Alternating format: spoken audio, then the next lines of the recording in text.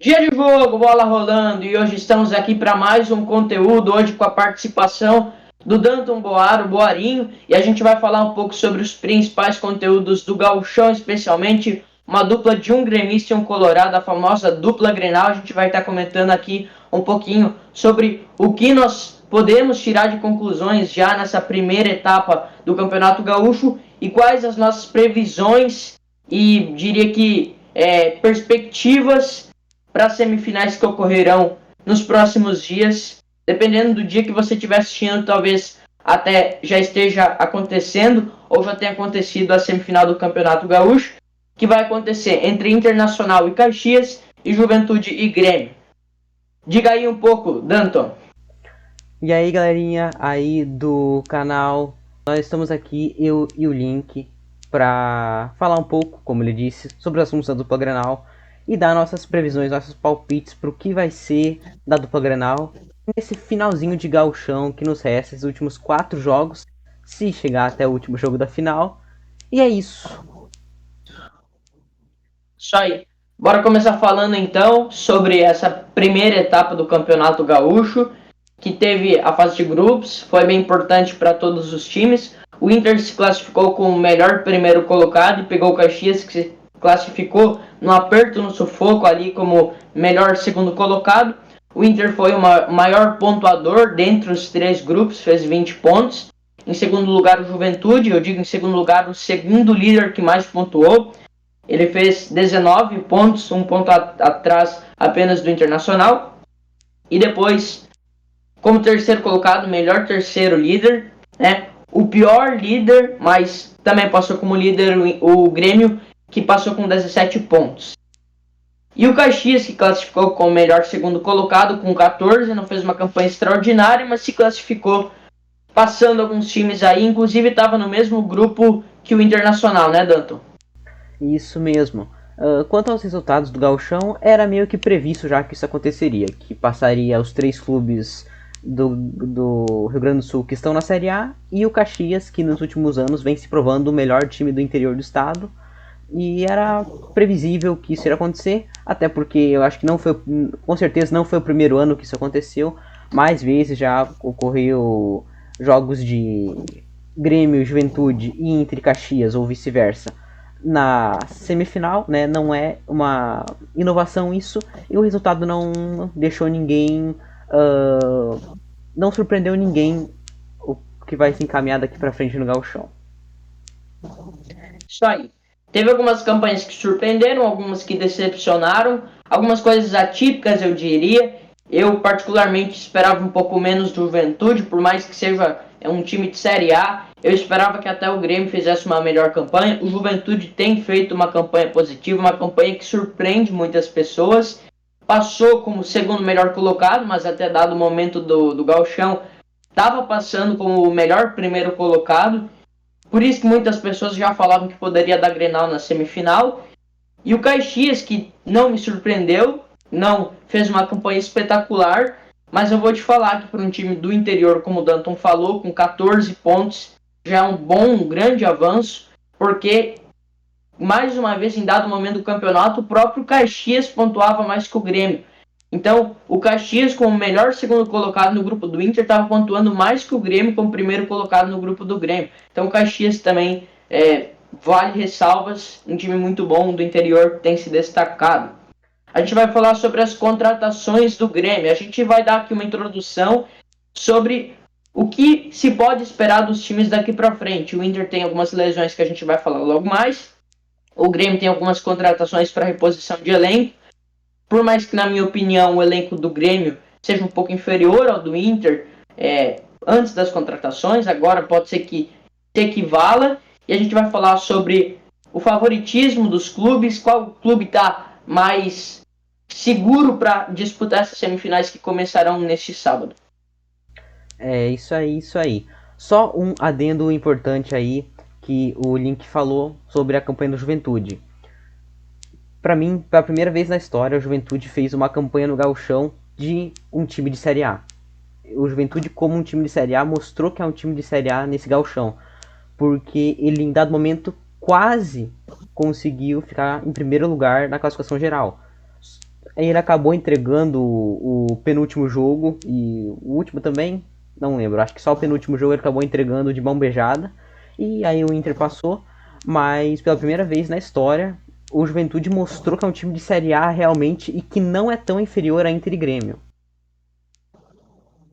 Isso aí. Sobre as contratações do Grêmio, só pontuando aqui, o Grêmio reforçou demais. Eram contratações que necessariamente precisavam ser contratadas, né? Não foi de forma alguma uma contratação que somasse ao time, foi mais uma recuperação do que se tinha perdido na janela que aconteceu. A última janela, que o Grêmio perdeu Rodrigo Caio, que era zagueiro, por mais que não fosse um zagueiro titular, também era um integrante do grupo, perdeu Pontes, perdeu o Diego Costa lá na frente, perdeu vários jogadores, o Soteldo propriamente, que está jogando no Santos junto com o Neymar. Então, foi necessária essa reposição. Contrataram o Cuejar, que na minha opinião é um bom volante da Liga Saudita, surpreendeu muito vestindo a camisa do Flamengo, fez uma boa campanha pelo Flamengo, ganhou a Libertadores, não chegou a disputar as etapas finais, mas querendo ou não é considerado um campeão da Libertadores também, porque da fase de grupos, se eu não me engano até as oitavas, ele foi uma peça fundamental para o Flamengo. O Vô, que tem uma passagem recente pelo São Paulo, uma passagem que gerou vários traumas na torcida, especialmente do São Paulo, porque levou alguns frangos, mas agora está indo muito bem. E inclusive no jogo, que logo mais a gente vai comentar, que foi contra o São Raimundo na Copa do Brasil, ele foi o melhor jogador em campo. O João Lucas, que é do próprio Juventude que a gente acabou de falar, não vem tendo tão boas sequências, mas é uma boa contratação para compor grupo. O Camilo, que é um volante que veio como o líder de desarmes da Liga Russa. O Lucas Esteves, que na minha opinião foi a melhor contratação, tá? A contratação mais necessária que o Grêmio precisava e acertou, foi com assertividade para o mercado. Um ótimo lateral esquerdo, muito bom mesmo. Wagner Leonardo, que é um xerifão, vem como capitão do Vitória. Mais uma contratação do Vitória, além do Lucas Esteves. O Amuzu, que é um belga, que também veio para compor grupo, mas na minha opinião mais para ser titular, até porque o Aravena não tem correspondido, e o Pavon raramente joga na ponta esquerda. Também tivemos o Luan Cândido, que veio para ser reserva do Lucas Esteves, e o Christian Oliveira, que fez o gol da classificação contra o São Raimundo, que a gente vai falar daqui a pouquinho. Quer comentar alguma coisa sobre as contratações do Grêmio e sobre o positivismo dessas contratações? Você acha que com essas contratações o Grêmio seja mais favorito que o Internacional, Danto? Olha, você antes falou que talvez as equipes de Inter e Grêmio se equiparassem depois dessas contratações do Grêmio. Eu acho que vai continuar praticamente a mesma coisa. Porque pra mim muitas dessas contratações foram no sufoco. Por quê? Porque precisava de gente pra compor o grupo e eles só foram comprando quem vinha. Quem vinha eles iam comprando. Tanto que o técnico Quinteiros, todas a entrevista coletiva que ele fez até hoje, em todas ele falou sobre a necessidade de zagueiro para compor o grupo. E o Grêmio contratou vários zagueiros, eu acho que mais para compor grupo realmente do que para ser um grande reforço. Por mais que a gente viu no próprio jogo que ele vai comentar de Grêmio e São Raimundo que o Rodrigo Eli não corresponde nem um pouco como titular do Grêmio, né? E o Wagner Leonardo vai acabar pegando a posição dele, mas foram contratações muito pontuais que vão subir ao time titular. A maioria mesmo é só para compor o grupo e não vai fazer uma diferença tão enorme assim. Vamos comentar um pouquinho sobre o jogo do São Raimundo, o Grêmio e São Raimundo, o Grêmio que sofreu um deslize na Copa do Brasil, um deslize completo, levou o gol do Kanté, achei que eu estava assistindo a Copa do Mundo de 2018, e aí no final do jogo, aos 48 minutos, nos acréscimos do segundo tempo, o Grêmio faz um gol com o Christian Oliveira, que é a contratação que o Grêmio contratou nessa janela, uma contratação que estava apagada, o jogo inteiro ficou excluído do jogo, mal recebia a bola, quando recebia fazia algumas jogadas, algumas coisas que não me surpreenderam, inclusive gerou críticas ao meu ver. Eu acredito que ele poderia ter ido melhor, mas incontestavelmente foi o jogador, com exceção do goleiro, mais decisivo, porque fez o gol, que pegou no travessão, entrou e classificou o Grêmio para as próximas fases da Copa do Brasil. É isso aí. E uma coisa a se comentar, que time ruim esse do São Raimundo, hein? Que time ruinzinho, hein? Time bem ruim. Eu assisti o jogo, né? Assim como a maioria dos colorados assistiram, com a esperança de secar o Grêmio. Quase deu certo. O time do São Raimundo é muito fraco, né? O time do Grêmio não estava jogando aquele futebol, estava jogando um futebol muito ruim. Para mim, o grande culpado dessa quase eliminação do Grêmio foi o técnico Quinteiros, que ele ficou apático o jogo inteiro. Ele não achou as soluções corretas para jogar contra um time da Série D, um time com uma régua muito abaixo. E um técnico para mim que faz isso no Grêmio, ele começa a pôr em xeque para mim a sua sustentação como treinador. Um técnico que consegue tomar um banho de bola e não fazer praticamente nada contra o São Raimundo, que é um time de Série D. É muito parecido com o que o Cacique Medina fez com o Internacional na partida de Inter e Globo, que após a partida, o Inter foi eliminado pro Globo, todo mundo queria a demissão do Medina. E eu não acho que é a mesma coisa agora com o Quinteiros, porque o Quinteiros ele tá conseguindo dar uma sequência boa no gauchão. Mas eu acho que se o Quinteiros não ganhar o gauchão com o Grêmio, ele corre um grande risco de balançar do cargo, antes ainda de começar a Sul-Americana e o Campeonato Brasileiro. Concordo totalmente com o que você disse. Muitos gremistas, eu participo de alguns grupos, estavam falando que com a eliminação da Copa do Brasil, é claro, o Quinteiros já correria risco de cair na semifinal do Gauchão. Eu acho isso pouco provável, tá? Eu acho que vão manter ele até a final do Gauchão, pelo menos, para ver o que vai dar, tá? Se eu pudesse fazer uma previsão, eu diria que o Inter pegaria o Grêmio, pelo que a gente está vendo até agora, por mais que o Juventude apresente um bom futebol, mas eu duvido um pouco que, com o futebol que o Grêmio está jogando e com as escolhas que o técnico está fazendo, o Grêmio não vença do Internacional, mesmo com as lesões que a gente vai falar daqui a pouco. Eu acho que o Grêmio optou por algumas decisões um pouco equivocadas. Colocou o Rodrigo Eli e o Germerson, que a gente já viu há muitos jogos que é uma dupla que não funciona mais. Colocou alguns jogadores que, na minha opinião, jamais poderiam fazer parte do time titular, como o Aravena. Depois da contratação do Amuso e do Wagner Leonardo, não tem nem o porquê usar o Aravena, que na minha opinião é um jogador que se exclui do jogo, só tem velocidade, não tem drible, não tem chute. E o Rodrigo ali, que em inúmeros jogos, inclusive no Grenal, se provou lento, se provou insuficiente para a defesa do Grêmio. Então o Grêmio continua buscando no mercado até o fim da janela que acontece no dia 28. Acredito que o Grêmio ainda procure um grande zagueiro, porque o Wagner Leonardo é um bom zagueiro, mas somente ele não fará total diferença. Agora a gente vai falar sobre as lesões do Internacional. O Alan Patrick, que está aparecendo na thumbnail do vídeo, se lesionou. O Wesley, que também era um essencial jogador do Internacional, na minha opinião, errou um gol muito perdido ali no Grenal, mas isso não tira o fato dele ser um bom jogador. E o Borré, que era a sustentação do time, o nome de peso que trazia alguma certa confiança depois do Alan Patrick, também se lesionou, e o Danton pode comentar isso com mais propriedade. É isso aí.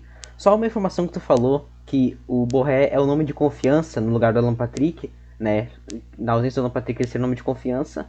Bom, a torcida do Inter não acha mais isso, porque é praticamente um consenso para a torcida do Internacional que o Borré, no gauchão, não jogou nada.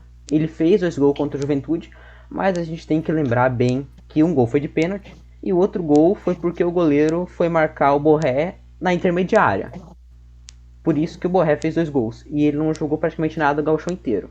Já o seu reserva, que é o Ener Valência, ele entrou muito bem na partida contra o São Luís e botou o jogo no bolso. Ele com 5 minutos deu um gol e uma assistência. Ele jogou a última partida como titular contra a equipe do Monson, fez um ótimo jogo, inclusive sofreu o pênalti que o Borré desperdiçou.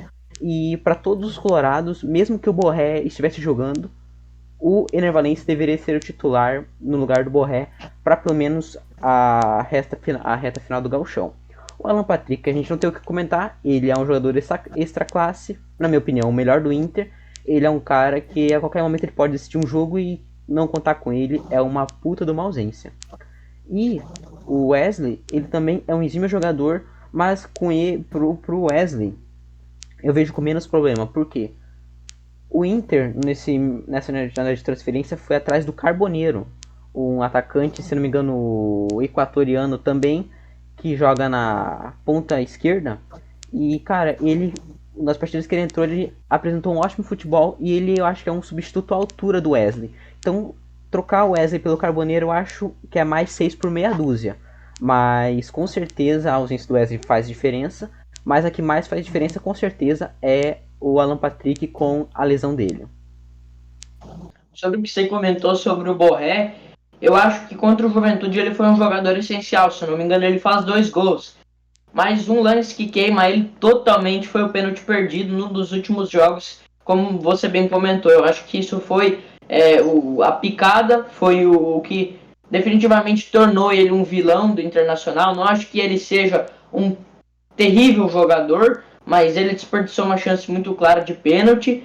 Talvez até tenha subestimado um pouco os times do interior, até porque quando a gente chega no campeonato regional vindo de fora, como bem fez o Quinteiros, a gente não dá aquela valorização para o campeonato estadual. Até porque você joga em campos inferiores, contra times que já demonstram fisicamente ter uma, sei lá como que eu posso dizer, um nível abaixo, não querendo menosprezar os times do interior, eu acho que isso é um fato.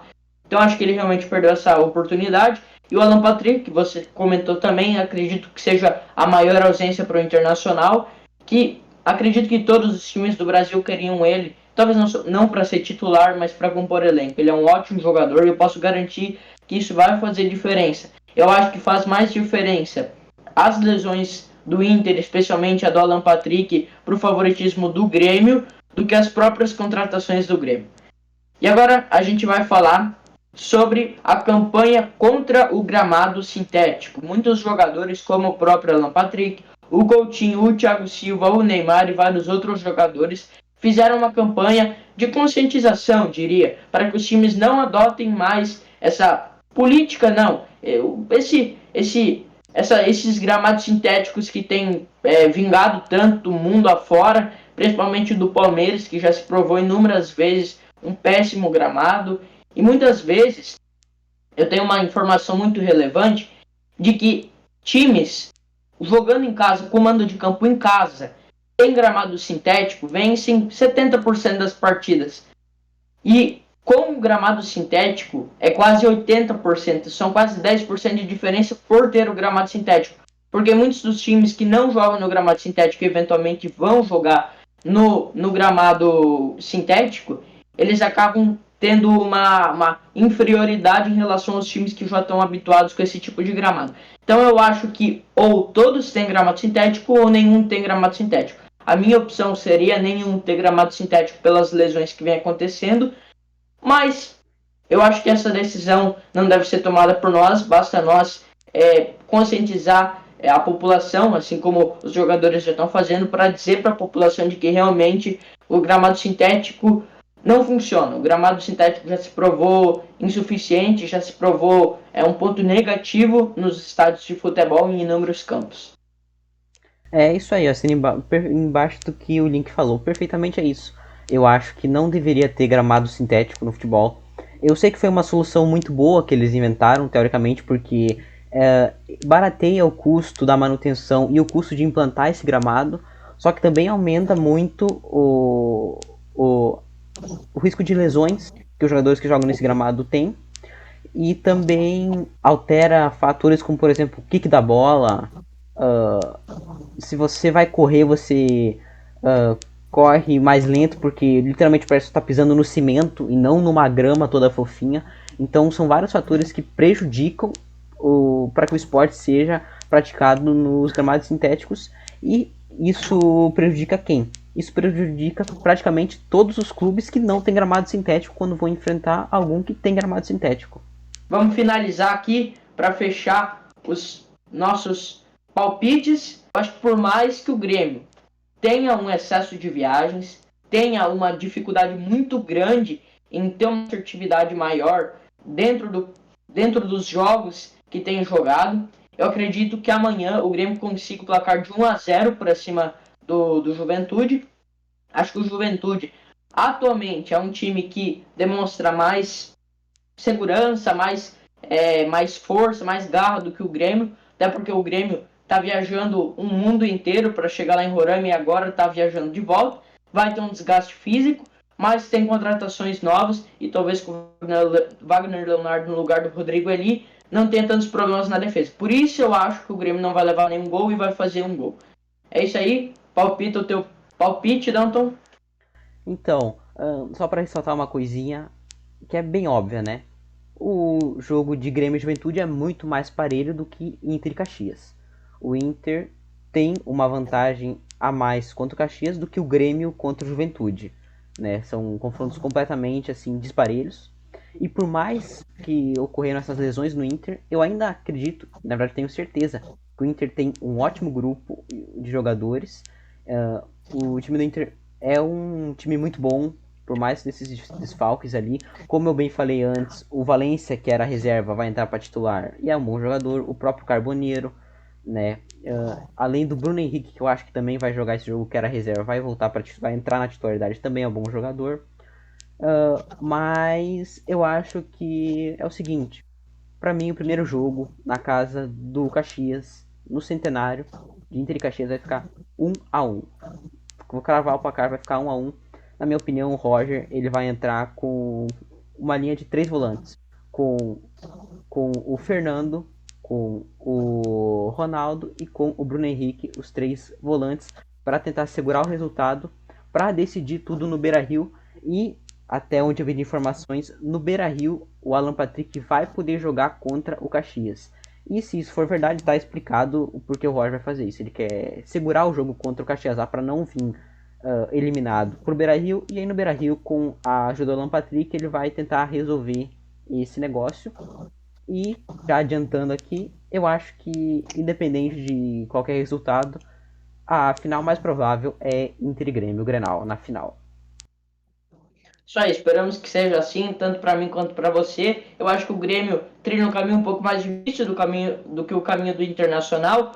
O Grêmio vai pegar um time que já tem chegado a finais nos anos anteriores, por mais que o Inter e o Grêmio realmente sejam os maiores do Sul.